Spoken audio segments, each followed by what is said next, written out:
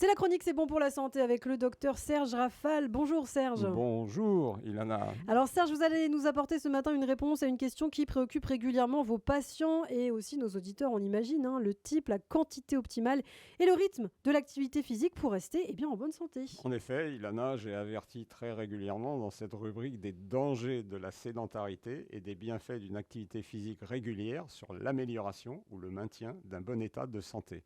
Mais des questions subsistaient à propos de l'activité à privilégier, son rythme et son intensité.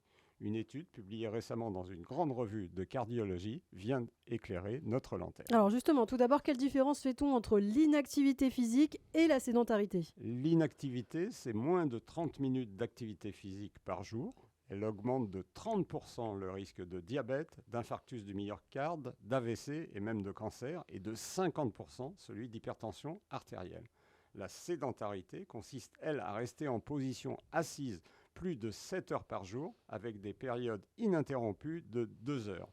Or, avec l'irruption dans nos vies d'écrans de toutes sortes, télé, ordinateur, tablette, elle augmente à la maison comme au travail, parfois en télétravail très statique, et dans toutes les classes d'âge. Depuis 7 ans, le temps moyen passé quotidiennement assis devant un écran pour les loisirs a explosé, passant à plus de 3 heures par jour pour les enfants, à 4h50 chez les adultes. Et ça n'est évidemment pas sans conséquences sur la santé.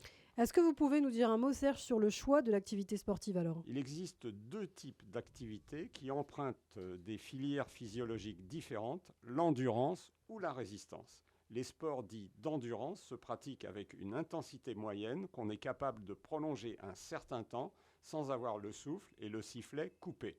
En font partie la marche rapide, la course ou le ski de fond, le vélo, la natation. Les sports en résistance développent des efforts brefs et plus intenses, réalisés, eux, en apnée. On trouve ici le sprint, l'aérobic, les sports de combat, le squash, le tennis. Pour la santé cardiovasculaire des sportifs amateurs, il est bon de privilégier une activité d'endurance et pour les plus entraînés, d'associer 2 tiers d'endurance et 1 tiers de résistance. Alors, quoi de neuf, Serge, dans les recommandations ? L'activité physique préconisée était il n'y a pas si longtemps de 150 minutes hebdomadaires avec une intensité allant de modérée à plus violente. Récemment, il a été suggéré que le nombre de pas était plus important que le rythme pour ce qui concerne la prévention et la mortalité.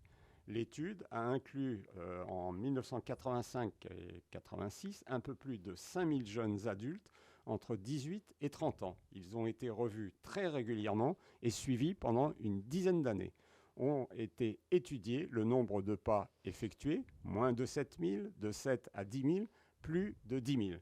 L'intensité de la marche, les covariables, l'âge, le sexe, l'origine ethnique, le niveau d'éducation, la consommation de tabac et d'alcool, l'indice de masse corporelle, la qualité du régime alimentaire, la mortalité globale. Il ressort de cette étude que le nombre de pas est corrélé à la santé et la mortalité globale et qu'en effectuer 7000 par jour a une efficacité optimale. Qu'exécuter plus de 10 000 pas par jour n'octroie pas de bénéfices supplémentaires, que la vitesse de la marche n'a pas non plus d'impact tangible. Alors, en conclusion, Serge ? Dans les 2 sexes, à l'âge moyen de la vie, aussi bien chez les blancs que chez les noirs, le nombre de pas quotidiens a des implications majeures sur la prévention et le traitement de grosses pathologies chroniques et donc des répercussions sur la mortalité.